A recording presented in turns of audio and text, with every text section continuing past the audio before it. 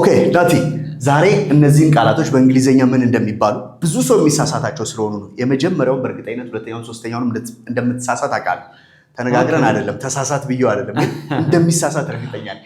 ዛሬ ማታ በእንግሊዘኛ ምንድነው? today night you see በቃ እንዳልኩ ነው። so today night አይደለም የሚባለው ምንድነው የሚባለው? እናስተካክለውና tonight, right? Tonight. So እንደዚህ ብላችሁ ተጠቀሙ. So I'll see you tonight or you know we can meet up tonight or something, okay? ዛሬ ማታ ብዙዎቻችሁ እንደዚህ ስለምትሳሳቱ ዛሬ ማታ የሚለውን today night ነው አይደል ያልከው? ስለዚህ ምንድነው የሚባለው? tonight ነው የሚባለው። እሺ ዛሬ ጠዋትንስ? ዛሬ today morning ነው። today morning ነው የሚሉት አይደል? አንተም ሌሎቹም የምትሉት ማለት ነው። የሚባለው ግን ምንድነው? this morning, okay? All right. So I met him this morning. ዛሬ ጠዋት አግኝቻታለሁ. I met her this morning. አይደል? I saw him this morning, okay? So ስለዚህ ዛሬ ጠዋት this morning ብለህ መምጣት ትችላለህ ማለት። ትላንት ማታ አሁንም ሌላ ቀላል ነው። So yesterday evening or yesterday night. yesterday night አይደል? So ብዙ ሰው አሁንም እንደዚህ ነው የሚለው yesterday night ማለት. But you have to say last night, right? ስትበለኝ last night. አሪፍ. Okay. ናቲያ yes. ነገ ማታ so tomorrow night. Yeah, mostly that's like ይሄኛው ልክ ነው tomorrow night, right? Okay. So tomorrow night, see tomorrow night. Good. ቺኛውን አግኝታታል።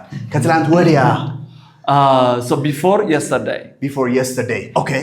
So ብዙ ጊዜ እንደዛ ይባላል ግን በትክክል እንዲህ ብትለው the day before okay.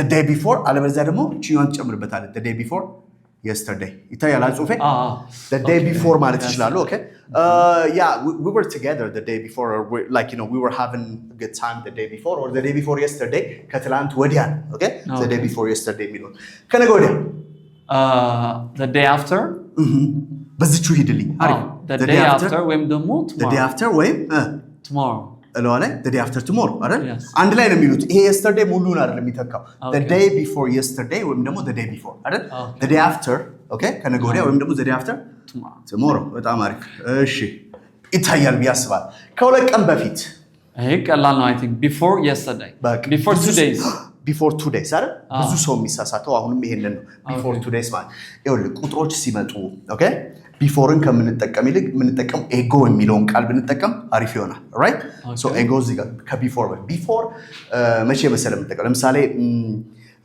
before the event or before the program or the meeting or something right የሆኑ ኦርጋናይዝ የተደረጉ ወይም ደግሞ የተዘጋጀ ዝግጅት ይኖርና እሱን ከዚህ ዝግጅት በፊት okay ከዚህ ኢቨንት በፊት or something right እንደዛ ብንለው ቁጥሮች ከመጡ ግን ሁለት ቀን ሰዓት ምናምን አመት ካለ ምን መጠቀም ይኖርባል?